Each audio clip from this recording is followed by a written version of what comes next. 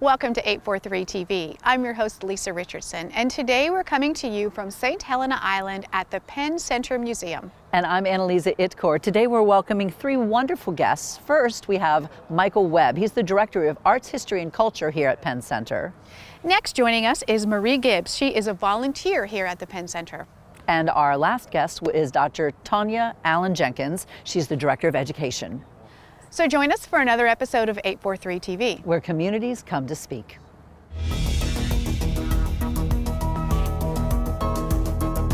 843 TV, where Bluffton comes to speak. Where Spring Island comes to speak. Where Hilton Head Island comes to speak. Where Beaufort comes to speak.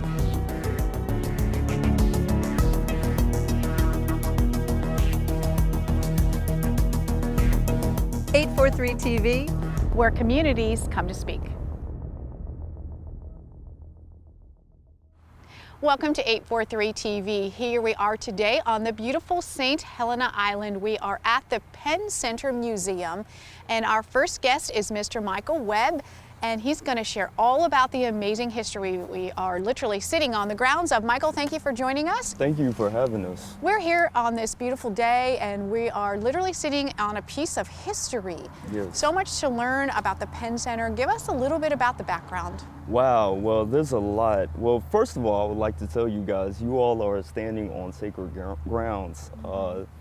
Penn School was founded in 1862. Year before then, the Union Army comes down this way and they seize the area and they free all the freedmen and women who were on the island here on St. Helena. By the following year in 1862, two women from up north come down and they educate the newly freed men and women of this area. And the locals name it after their home state, being Pennsylvania. Wow, that's my home state, by the way. Good deal, good deal, awesome. And so there's a lot of years between that. Tell us about, I understand there was an education process that took place and the school was developed. Can you share a little bit about that? Right, and so when they come down, the first thing they do is they give them common school education, and by the turn of the century, and by 1900, they use the Booker T model, which is industrial education. So it was a trade that they could apply Yes. throughout their lives. Right, right. Very cool. Now, you had mentioned, we were chit-chatting a little bit before, and you had mentioned that a lot of those students took that trade education and took it a lot further, and that led to a specific physician actually putting down roots in this area. Right. Not all of them take on the trade of skilled crafts, but many of them who attend the school, they go on to universities and colleges, and so they become doctors, lawyers, teachers, as well as entrepreneurs. And we were talking again a little earlier, and this is located on Martin Luther King Drive, and a lot of places are, but this actually has Martin Luther King himself was here. And tell us about that fascinating history. Right, and so the school flourishes up until 1948 when it had to close its doors. And so from there, it transitions into a community school, community center, correction. And so from there, they play a vital role during the height of the civil rights. Martin Luther King and his SCLC members, they come here and they hold retreats. And so by the early 1960s, Martin Luther King gains a lot of inspiration here on the island because of the rich history here and how the many freedmen and freed women were able to thrive and become successful, that he inspires to write the I Have a Dream speech. Wow, how about that? Yeah. And you had mentioned another important thing that was planned right here on these grounds. Yes, he planned the March on Washington right here on these grounds right here. That is incredible. Wow, incredible. that's incredible. Now, I think we could probably talk for hours just Yes. about the history of this location, but I know there's some other things you wanted to cover. So as the director of the Penn Center History, Arts, Culture, what do you have planned for the museum? Well, one of the many things I have going for the center is our school program. And so one of the many things to spread the word, we have to teach the youth, you know, of the history of the school and how eventually it became a vital role or a vital cog during the height of the civil rights. Wow. Yes, and if you don't make that education important, that history can potentially be lost, and that would be. Tell us about the museum that's behind us. What happens in there? What have you got in there? All right, so for the museum, it's named after a local native islander by the name of Dr. York W. Bailey. He was the first African-American physician here on the island. And so with that being said, we honor him. And so here in the museum, we educate the visitors of the rich history of the Gullah Geechee culture and history, as well as promoting local artists here in the area as well. I noticed, I must confess, I'm a bit of a shopper. So I noticed as I was walking up the beautiful seagrass baskets, which I know is, goes way, way back into the history. That's just an art that you all have perfected. Right. And so the origins for the sweetgrass basket making, as well as cast nets, it all goes back to West Africa. Because of the... I didn't know cast nets. That's really cool. Yeah, and so because of the enslaved living on the island, they were secluded from the rest of the society, particularly the European society, and so they were able to retain their rich history and culture. And so with that, they bring the sweetgrass basket making as well as cast net. Is the museum open to anyone to walk in? Do you need a reservation? What are the hours, that kind of thing?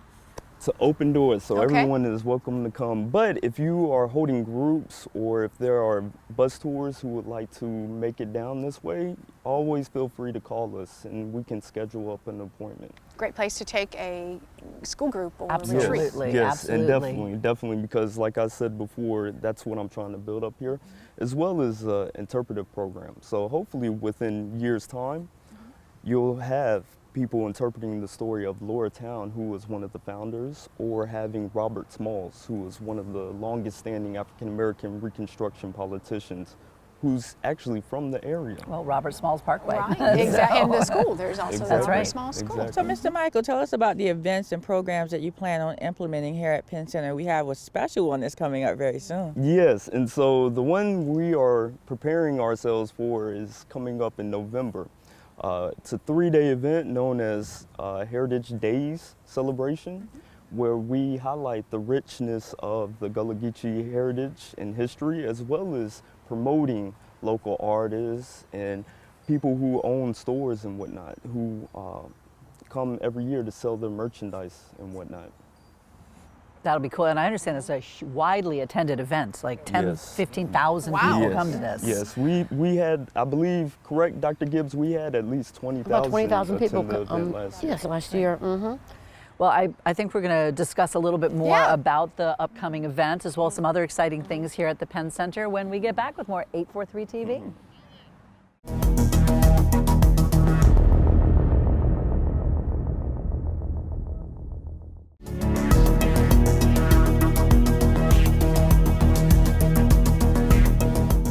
Welcome back to 843 TV. Joining us now to talk a little bit more about the Heritage Days celebration, we have Dr. Marie Gibbs. She's a volunteer here at the Penn Center. So first and foremost, Marie, tell us a little bit of the history behind the Heritage Days celebration. The history behind the Penn Center celebration initially started as an idea, a fundraising idea in 1981, and expanded to now. And what we do here, we try to preserve the culture and history of our low country by putting on events, activities, and crafts shows, and this expose our talents to the community, and just show the history of the people coming into us. Marie, now we're on this nice campus here. Is the event happening here, or does it spread out along the lines of the area? The event then covers the whole campus, including the places down the street, across the road. Down the whole street is blocked off for the event. Great. Well, good. we talked about this is a pretty large number in terms of volume of people, so I Yeah. imagine you do need to spread out a little bit. Yeah, absolutely. And it's coming up very soon, right? Yeah. We begin next week, November 9th through 11th, a 3-day event.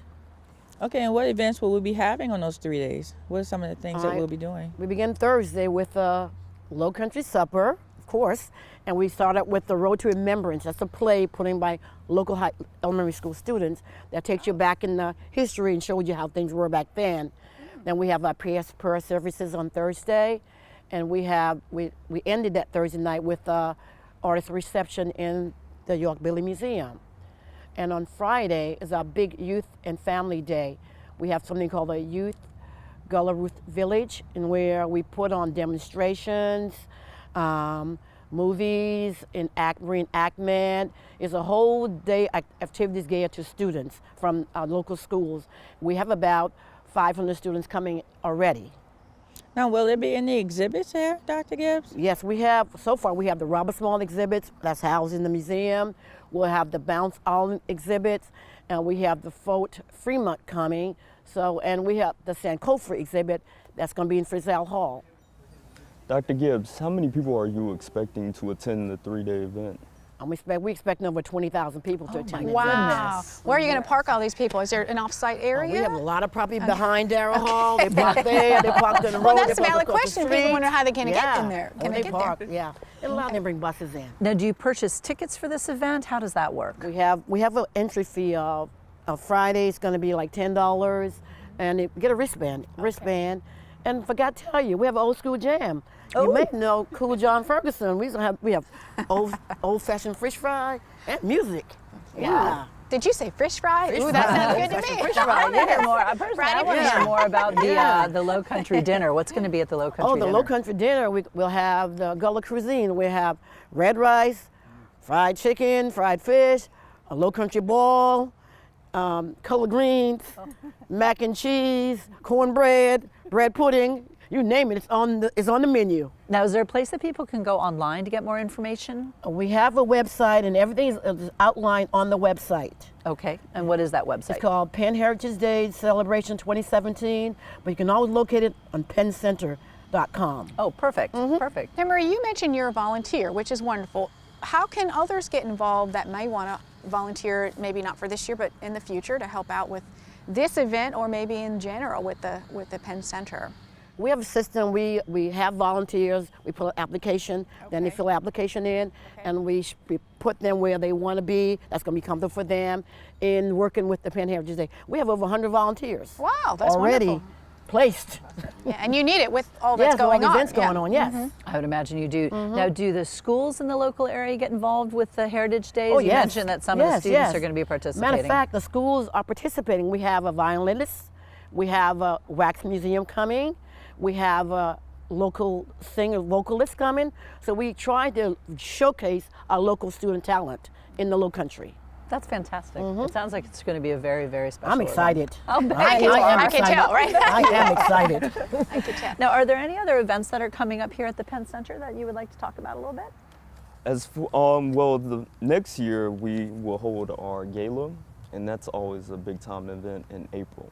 Okay, and what does that entail? That entails, because of, with, the promotion of the history of Penn, it's also a fundraiser that helps us financially as well as nationally. And on that note, fundraising and funds, I'm sure, is a very important part of what you all do, what you need. So how can someone help you out financially or donate? Is there a system that? Definitely. Well, being that we're a nonprofit, we're always looking for volunteers or sponsorships or just, any other entities that would like to work with us in conjunction. Gotcha. All right. Well, even if you live over on Hilton Head Island or in Bluffton, it's a beautiful drive over here. So we hope that you all will come out in about just a week or so when this airs. It'll be coming right up and be part of this fantastic event, the celebration, this part of history. And you stay right here. We're going to be learning a little bit more right back on 843 TV.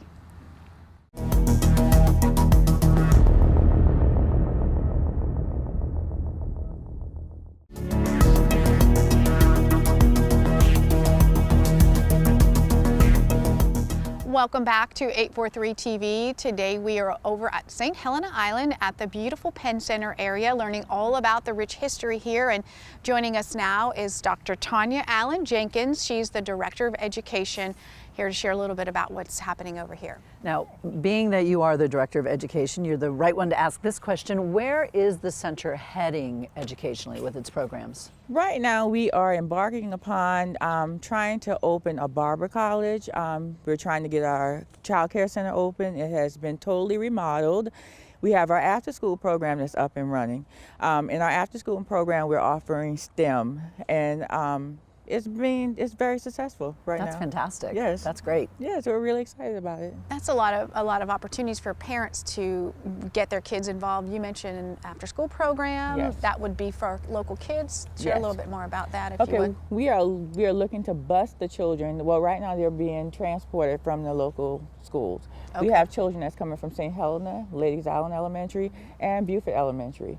We have transportation, so we pick the children up from the schools, and we're willing to pick children up from the schools all over Beaufort County so that they can come over here and be a part of the Gullah community and learn from our Gullah culture. So what might they do in the after-school program? I'm assuming maybe homework is one part, but what other things might they do to take advantage of learning about this? Okay, we have access to our museum where the children can come over and learn about our heritage. And we're also doing the PACE program where we're learning about the basket weaving, the dye making, and soap making, candle making, things like that, as well as taking advantage of the tutorial programs that we have. That's a great after-school education almost, not just an after-school program, but what a wonderful thing to take care of. Is there a fee for that, for the parents? Yes, there's a small fee, but we do offer scholarships for children. So my job is to get the extra money in to offset the cost so that it'll be affordable for all parents, and all parents will have the opportunity to take advantage of it. That's wonderful. We don't want to leave any children out. Right, Yes. of course not. Do you assist with homework? We sure do. We have a tutor that comes in and assists with the science and the math. We have a local teacher from the local elementary school that comes and assists with the science program and math. That's great. Yeah. I understand that you're reopening the child care center. Can you tell us more about it? Yes, and we're really excited about it. Like I said, it's been totally remodeled, and we are embarking upon children from the age of 8 weeks old to 4 years of age in the child care center. We have 4 classrooms, and we're trying to have it technology based. So we have a lot of the technology components that the children will need or work with while in the classroom. And everything is a hands-on experience. We use creative curriculum and teaching strategies goal, where we assess the children so that we'll make sure that they are ready for elementary school. Now, is this open to all families in the community? All families, yes. And we're kind of unique because we will actually pick the children up and bring them to the child care facility. And is there an application process for this? There is an application process and there's a registration fee, but we offer tuition assistance. So we offset the cost. It's based upon the parent's income and household size. So we have a formula that we use to determine what the actual tuition is going to be. Now, where do you get the funds to provide that offset tuition? You know, From private donors. Okay, Yes. all right. So again, I'm just going to say this again because I know it is always an important element of a nonprofit. Yes. How do donors get in touch with you to offer funds? We have our website, penncenter.com, that they Okay. can certainly go on and send a donation, or they can mail it to us. Okay. We have our P.O. Box is 126, St. Helena Island, that they can certainly mail the donations to and address it to PACE. Okay. That's our after-school program and our child care facility. Because our child care facility is PACE Early Childhood Enrichment Center. Dr. Tanya, so you've got the child care, Yes. then you got the after school, and also I understand you had a summer feeding program. Share with us about what that was like. That was huge. we were afforded the opportunity to feed children from Allendale, Bluffton, Beaufort, Hilton Head, Hardyville, Bluffton, all over this area and the neighboring areas. We fed 1,800 children a day. Wow. So what Yes. was it like? Was it they come for a certain meal, or how does it work? No, it was funded partially through the Department of Education, and we transported food. We had vans that transported food, but we prepared all the foods in our kitchen, with the majority of the foods in our kitchen, and we had 2 soup kitchens that helped us. With that number of children, we needed a little help, but we were able to feed them 3 nutritious meals a day. Wow. So they didn't have to be here for that. You actually took it to the kids wherever We the took needs it to were. the That's locations. wonderful. Yes, we had sites, then site supervisors and monitors that went out to make sure that everything was in compliance and the children received a nutritious meal. Yeah, and it doesn't. You don't have to mention the impact that may be for the community to provide those healthy meals they may not otherwise have. What an Exactly. impact that goes beyond just that day or that situation there. Yes, Teach exactly. teach them healthy eating habits, probably, right? Yes. Yes. Which is an important thing. It's amazing that most children, once the doors of the schools close for the summer, because the parents have they have such busy schedules, they're at work, children are not given healthy, nutritious meals, and some parents simply can't afford it. So we were very honored and pleased to be a part of that movement. Absolutely. Wonderful. You know, listening to everything that you all are talking about, what you provide for your community, it doesn't surprise me that you have over 100 volunteers, because what you give back, I'm sure that's inspiring people of the community to give back with their time. Yes. So that's Yeah. pretty impressive. And this whole effort is just a selfless effort. You're just doing it from the heart because you Exactly. care and you're not looking for anything in return. And that, I think, is even more important. Makes it most It's important. just Penn Center trying to give back to the community. and trying to That's all better we're your trying to do. community Yes. and keep the heritage Exactly. there and educate everyone. That's wonderful. Exactly. Good stuff. Dr. Jenkins, I know a lot of teachers, parents want to know, how do you interact with the teachers and the student coming in to keep in line with what's doing in the classroom and piggyback on what they're doing to help the children in the classroom? Because we have a good communication with the teachers in the local schools so that we'll find where the child's weaknesses is. We actually do a checklist when the children come in so that we'll know what their strengths are and their weaknesses are, and we build upon that. So we're in complete partnership with them, and I think that's very important. Dr. Tanya, thank you for sharing all this wonderful information, welcome. and same All to of you, you. Marie Thank and you for Michael, having us. for Thank all you. this wonderful stuff. And you all, thank you for joining us for another episode of 843 TV. Where communities come to speak.